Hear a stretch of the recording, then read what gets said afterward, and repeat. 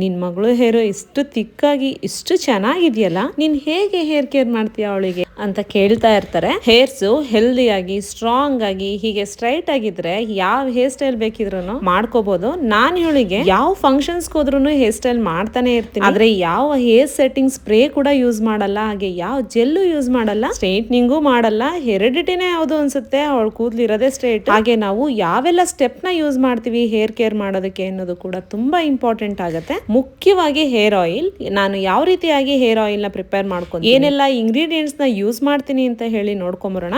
ನಾವ್ ಯೂಸ್ ಮಾಡೋದು ಕೊಬ್ಬರಿ ಎಣ್ಣೆ ಮಾತ್ರನೇ. 1 ಲೀಟರ್ ಕೊಬ್ಬರಿ ಎಣ್ಣೆಗೆ 6ರಿಂದ 8ರಷ್ಟು ಬೆಟ್ಟದ ನೆಲ್ಲಿಕಾಯಿ ತಗೊಂಡು ಈ ರೀತಿ ತುರ್ಕೋತಾ ಇದೀನಿ. ನಂತರ 1 ಹಿಡಿಯಷ್ಟು ಹಸಿ ಕರ್ಬೇವನ್ನು ಕೂಡ ಸ್ವಲ್ಪ ಪುಡಿ ಮಾಡ್ಕೊಂತಾ ಇದೀನಿ. 1 ಬಟ್ಲಷ್ಟು ಮೆಂತ್ಯ ತಗೊಂಡು ಈ ರೀತಿ ಹುಡಿ ಮಾಡಿ ಇಟ್ಕೊಂಡಿದೀನಿ. ಆ ನಂತರ ತಗೊಂಡಿರೋದು ಕಲೋಂಜಿ ಸೀಡ್ಸ್, 1 ಬಟ್ಲು ಕಲೋಂಜಿ ಸೀಡ್ಸ್ ಕೂಡ ಈ ರೀತಿಯಾಗಿ ಪುಡಿ ಮಾಡ್ಕೊಂಡಿದೀನಿ. ನಾನ್ ಯೂಸ್ ಮಾಡೋದು ಇಷ್ಟೇ ಇಂಗ್ರೀಡಿಯೆಂಟ್ಸ್, ಬಟ್ ಬೆಸ್ಟ್ ರಿಸಲ್ಟ್ ಮಾತ್ರ ಸಿಕ್ಕಿದೆ. ಇದನ್ನ ಯೂಸ್ ಮಾಡೋದಕ್ಕೆ ಶುರು ಮಾಡಿದ್ಮೇಲೆ ಹೇರ್ ಫಾಲ್ ಕೂಡ ಕಡಿಮೆ ಆಗಿದೆ, ಹಾಗೆ ಹೇರ್ ವಾಲ್ಯೂಮ್ ಕೂಡ ಜಾಸ್ತಿ ಆಗಿದೆ. ನಾನು ಇದನ್ನ 2 ವರ್ಷದಿಂದ ಯೂಸ್ ಮಾಡ್ತಾ ಇದ್ದೀನಿ. ಮಗು ಆದ್ಮೇಲೆ ಕೂದಲು ಉದ್ರೋದು ಸಾಮಾನ್ಯ, ಅಂತದ್ರಲ್ಲಿ ನನಗೆ ಜಾಸ್ತಿನೇ ಆಗಿತ್ತು. ಹಾಗಾಗಿ ನಾನು ಇದನ್ನ ಯೂಸ್ ಮಾಡಕ್ಕೆ ಶುರು ಮಾಡಿದ್ಮೇಲೆ ನನ್ನ ಕೂದಲಿನ ವಾಲ್ಯೂಮ್ ಜಾಸ್ತಿ ಆಗಿದೆ, ಏರ್ ಫಾಲ್ ಕಡಿಮೆ ಆಗಿ ಕೂದಲು ಕೂಡ ತುಂಬಾ ಚೆನ್ನಾಗಿ ಬೆಳೆದಿದೆ.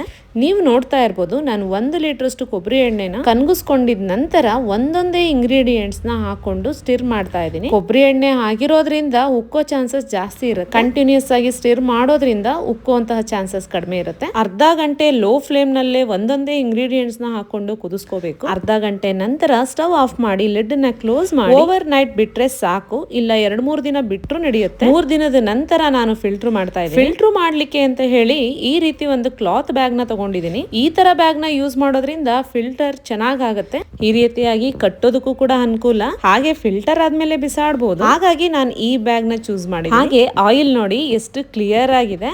ಕೂದಲಿಗೆ ಎಷ್ಟು ಎಣ್ಣೆ ಬೇಕನ್ಸುತ್ತೆ ಅಷ್ಟು ಎಣ್ಣೆನ ಒಂದು ಬಟ್ಲಲ್ಲಿ ತಗೊಂಡು ಈ ರೀತಿಯಾಗಿ ಕೂದಲನ್ನ ಬಗೆದು ಎಣ್ಣೆಯನ್ನ ಅಪ್ಲೈ ಮಾಡ್ಕೋಬೇಕಾಗತ್ತೆ. ಇಲ್ಲಿ ನಾನು ಆಲ್ರೆಡಿ ಸ್ವಲ್ಪ ಎಣ್ಣೆನ ಅಪ್ಲೈ ಮಾಡಿದೀನಿ. ಎಣ್ಣೆ ಹಾಕೋದಕ್ಕಿಂತ ಮುಂಚೆ ಕೂದಲನ್ನ ಒಂದ್ಸರಿ ಕೂಮ್ ಮಾಡ್ಕೊಳ್ಳೋದು ಒಳ್ಳೇದು. ಕೂದಲಿನ ಸ್ಕಾಲ್ಪಿಗೆ ಈ ರೀತಿಯಾಗಿ ಪೂರ್ತಿಯಾಗಿ ಎಣ್ಣೆನ ಅಪ್ಲೈ ಮಾಡಿದ್ಮೇಲೆ ಕೂದಲಿಗೂ ಕೂಡ ಎಣ್ಣೆಯನ್ನ ಅಪ್ಲೈ ಮಾಡ್ಕೋಬೇಕು. ಬಗ್ದು ಎಣ್ಣೆಯನ್ನ ಹಚ್ಚೋದ್ರಿಂದ ಎಣ್ಣೆ ಚೆನ್ನಾಗಿ ಅಬ್ಸರ್ವ್ ಆಗುತ್ತೆ. ಅದಲ್ಲದೆ ಒಂದ್ಸರಿ ಮಸಾಜ್ ಕೂಡ ಆಗುತ್ತೆ.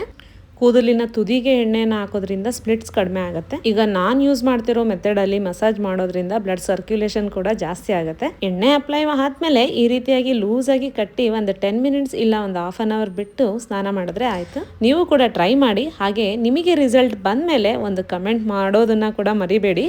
ನೆಕ್ಸ್ಟ್ ವಿಡಿಯೋದಲ್ಲಿ ಸಿಗೋಣ. ಬಾಯ್.